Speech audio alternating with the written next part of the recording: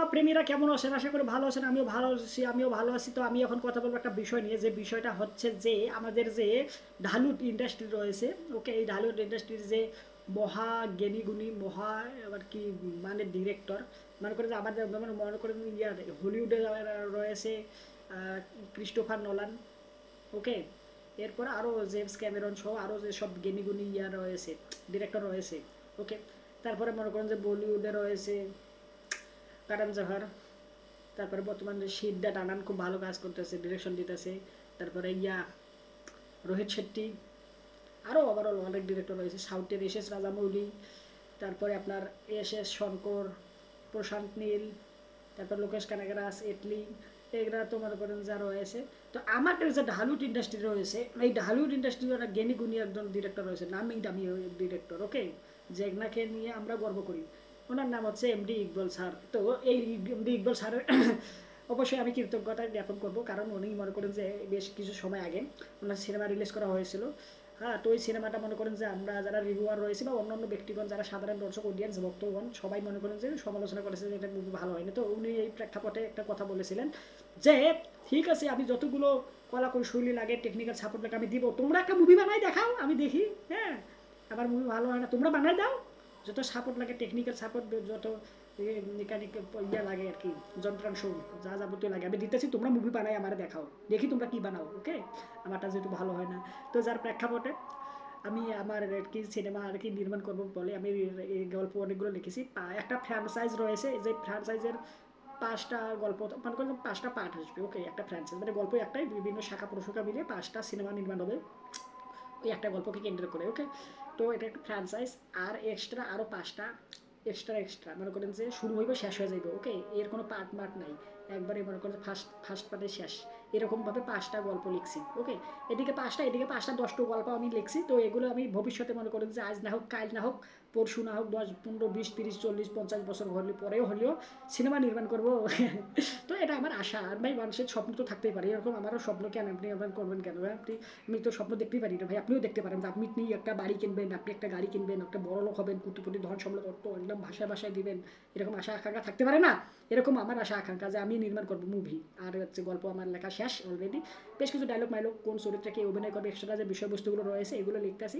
আর এর পাশাপাশি মনে করেন যে বিভিন্ন প্রডিউসার, তারপরে আপনার রাইটার ডিরেক্টর সে রয়েছে, তাদের সাথে আমি আর কি যোগাযোগ করার চেষ্টা করতেছি। অনেকজনের ফেসবুক পেজে গিয়ে মেসেজ লিখছি যে এরকম আমি গল্প লিখছি, আপনাদেরকে শোনাতে চাই, আপনি শুনতেন, তারপর আপনি আপনার মতামত জানাতেন যে গল্প কেমন হলো। হ্যাঁ, তারপর আপনি নিতে আগ্রহী থাকলে অবশ্যই আপনি আর কি নিতে পারেন, ওকে। মানে আর কি এইভাবে আলাপ আলোচনা করার জন্য আমি যোগাযোগ করতেছি তাদের সাথে। তো এখন পর্যন্ত কেউ এটা কি বলে, কেউ আর কি ইয়া দেয়নি, অ্যাটেনশন দেয়নি, ওকে। তো বেশ কিছু সময় আগে আমি গিয়েছিলাম মধুমিতা সিনেমা হলের বরবাদ সিনেমাটা দেখতে। তো ওই জায়গায় গিয়ে বরবাদ সিনেমার ডিরেক্টর মেহেদী হাসান হৃদয় ভাই, এর প্রডিউসার সহ এক্সট্রা যে কলা কৌশলীরা রয়েছে, মেকাররা রয়েছে যে সিনেমার, তাদের সাথে দেখা হয়েছে, ছবি তুলেছি, ফেসবুক পেজও দিয়েছি, আর ইউটিউব চ্যানেলও দিয়েছি। আপনাদের যাদের আগ্রহ রয়েছে দেখার তারা দেখে নিতে পারেন। তো আমি ওই সময় মেহেদী হাসান হৃদয় ভাইকে আমি আমার এই গল্পের কথা বলেছিলাম যে ভাই আমি এখন গল্প রেখেছি, তো আপনাকে শোনাতে চাচ্ছিলাম। তো আমি কিন্তু তখনই বলেছি যে আমি এখন আপনাকে শোনাতে চাচ্ছিলাম, কিন্তু এখন না, আমি আপনাকে শোনাবো বেশ কিছু সময় পরে, ওকে। কারণ এখন আপনি তো মনে করেন যে বিভিন্ন চাপে মাপে আছেন, তো এখন পর্যন্ত ওনার সাথে যোগাযোগ এ বিষয়ে আর হয়নি। যোগাযোগ করার চেষ্টা করতেছি, তবে পাচ্ছি না যোগাযোগ করতে, মানে আর কি উনি আর কি ব্যস্ত মানুষ, ওকে। যাই হোক, তো আমি যার কথা বলতে আসলাম, এই এমডি ইকবাল স্যার এই বরবাদ সিনেমাটাকে কেন্দ্র করে উনি একটা মতামত বলেছেন। ওনার মতামতটা হচ্ছে এরকম যে সিনেমায় এত বড় নৃশংস ঘটনা দেখানো হয়েছে, ধর্ষণ দেখানো হয়েছে, ওই নিষিদ্ধ দ্রব্য সেবন করা দেখানো হয়েছে, এর পাশাপাশি মনে করে আরও যেসব বিষয়বস্তু রয়েছে এগুলো উনি এলিগেশন নিয়ে এসেছেন যে এর সব বিষয়বস্তু এই সিনেমাটার মধ্যে থাকা সত্ত্বেও এই সিনেমাটা সেন্সর বোর্ড বললে ভুল হবে, সেন্সর সার্টিফিকেট এটাকে অনুমোদন দিল কি করে। মানে ওনার একটা প্রশ্ন যে আমি মানে ওখানে এই সিনেমার ভেতরে যে এইসব বিষয়বস্তু রয়েছে, ভাইলেন্স, ব্রুটালিটি, অ্যাকশান, যে এরপর ধর্ষণ, এরপরে নিষিদ্ধ দ্রব্য সেবন সব এক্সট্রা যে বিষয়বস্তু রয়েছে এগুলো থাকা সত্ত্বেও এই মুভিটাকে সেন্সর সার্টিফিকেট বোর্ড রিলিজের অনুমতি দিল কি করে, ওনার এটা প্রশ্ন। তো আচ্ছা ভাই, উনি তো একজন ডিরেক্টর, আর উনি তো সিনেমা দেখে দেশ বা দেশের বাইরে, আচ্ছা এরকম সিনেমা আর কি অভাব আছে? এমন কোনো বর্তমান সময়ে এসে একটা সিনেমা নাই যে সিনেমার ভেতরে সিগারেট খাওয়া দেখানো হয় না। আরেকদিকে তো যে নিষিদ্ধ দ্রব্য আরও যে বিষয়বস্তুগুলো রয়েছে, ইন্ডিয়ান সিনেমাতে প্রত্যেকটা সিনেমায় অলমোস্ট থাকেই, হলিউডের সিনেমা রয়েছে, মানে করবে কি যে সিনেমায় যে গল্পের কারণে যে বিষয়টা রাখা প্রয়োজন ঠিক সেই সিনেমায় সেই বিষয়টা রাখে। তো এখানে যদি উনি এরকম কথা বলে একজন জ্ঞানীগুণী লোক হয়, এটা কি ভাই মানা নেওয়ার মতো বলেন? তবে পরবর্তীতে না উনি কি জানি কি হয়েছে, পরবর্তীতে একটা ইন্টারভিউ দেখলাম ওনার, উনি এসে প্রশংসা করতে বরবাদ সিনেমার বেশ কিছু সিকোয়েন্স আমার সত্যি ভালো লেগেছে, অনেক ভালো হয়েছে। উনি এবারটা বলে যায়, আমি এটা বলা মানে অনেক আমি কমেন্ট চেক করছিলাম, অনেকে দেখতেছে ভাই মনে হয় ফুটি খেয়ে এসেছে অনেকে অনেকে আর কি কমেন্টে লিখছে ওই ইন্টারভিউয়ের ভিডিওটার কমেন্টে লিখছে যে এমডি ইকবাল মনে হয় ফ্রুটিকা খেয়ে এসেছে যার কারণে ওনার মুখ দিয়ে মিষ্টি মিষ্টি কথা বাইরেতেছে, কারণ সচরাচর তো উনি মিষ্টি মিষ্টি কথা বলেন, মানে ওনার যে সব কথা উনি বলে থাকেন, বিশেষ করে শাকিব খানকে নিয়ে উনি আর কি একটু মনে করেন যে এলোমেলো কথা বলে থাকেন, মানে ওনাকে শাকিব খানের সাথে বন্ধুত্ব ছিল, ওনার কিন্তু ভালো বন্ধু ছিল এক সময়, হ্যাঁ এটা কিন্তু আমাকে মানতেই হবে। আর উনি যে একটা সিনেমা নির্মাণ করেছিল কিল সিনেমা নামে, kill the him, kill the হিম না কিল দ্য হিম বলে ভুল হবে, মানে এখানে সিনেমার মধ্যে অভিনেতা ছিল হচ্ছে অনন্ত জলিল আর ওনার স্ত্রী বর্ষা। তো ওনারা যে সব সিনেমায় থেকে বেশিরভাগ সিনেমার নামে থেকে কিল দ্য হিম, মানে দা থাকে মোস্ট, মানে করে যে দিন the day, let the leader, okay, মানে এরকম দা থাকে প্রত্যেকটা সিনেমায়। তো যার কারণে কিল দ্য হিম মানে কিল হিম সিনেমাটার নাম, যে কিল দ্য হিম থাকলে আবার ভালো হতো, এটাকে নিয়ে অনেকেই বলেছে, আমিও আর কি বলি যে ভাই কিল দ্য হিম থাকলে ভালো হইতো, কারণ তাদের সিনেমায় সবগুলোতেই মনে করেন যে কিল মনে করেন দা লেখাটা থাকেই, তো দা থাক সব সিনেমাতে, বুঝছে কি, এটা মনে করেন যে ওই যে শাহরুখ খানের যেমন সিগনেচার রয়েছে হাত এমন করে মেলাই দেয়, এরপরে আমাদের যে বাংলাদেশের জাহিদ খান ওনার কি সিগনেচার ডিগবাজি দেয় অলমোস্ট ওনার, কিন্তু এটা কিন্তু ভাই সিগনেচার হয়ে গেছে, ওকে, মানে উনি যদি এটা কন্টিনিউসলি করে যায় তাহলে অলরেডি এটা সিগনেচার হয়ে গেছে, এই ডিগবাজি দেওয়াই মানে জাহেদ খান, এটা সিগনেচার হয়ে গেছে।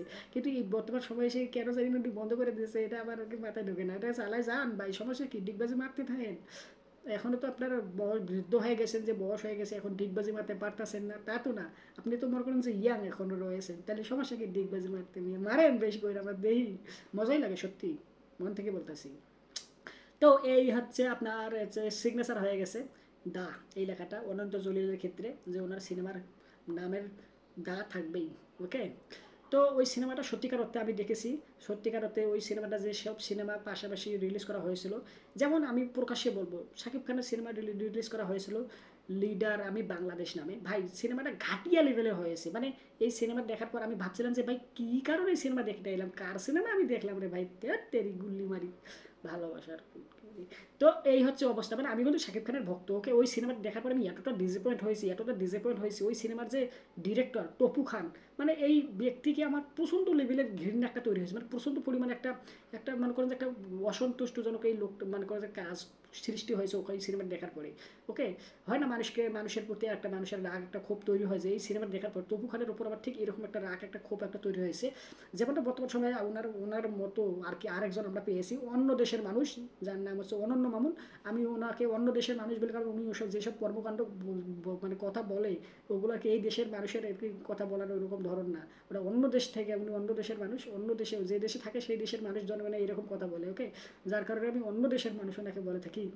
তো এই হচ্ছে ওভারঅল এই বিষয়টা নিয়ে আমার মতামত। তো কিন্তু হিম সিনেমাটা সত্যিকার অর্থে ভালো ছিল, আর শাকিব খানের যে সিনেমাটা ছিল লিডার আমি বাংলাদেশের সিনেমাটা ঘাটিয়া লেভেল হয়েছিল, এটা আমাকে মানতে হবে প্রকাশ্যে, একদম কোনো লুকাসুপ নাই, ওকে। তো এই হচ্ছে বাই, আমি আর কি বলবো, কমেন্ট করে আপনার মতামত জানান এই বিষয়গুলো নিয়ে, আর হচ্ছে ভিডিওটা লাইক দিয়ে চ্যানেলটা সাবস্ক্রাইব করে না থাকলে সাবস্ক্রাইব করে না, আর হচ্ছে এই এমডি ইকবাল যে এই বিষয়বস্তুগুলো বললো আপনার কি মতামত এই বিষয়টা নিয়ে, যে এই নিষিদ্ধ দ্রব্য রয়েছে সিনেমায় আটকায় দেওয়া উচিত ছিল, আটকায় দিল না কেন, এই যে দুঃখ প্রকাশ করেছেন এই বিষয়ে আপনার মতামত কমেন্ট করে জানান, ভিডিও লাইক দিয়ে চ্যানেল সাবস্ক্রাইব করেন না কেন, এই ভিডিও দেখেন সবাই কিন্তু সাবস্ক্রাইব করেন না, বাই।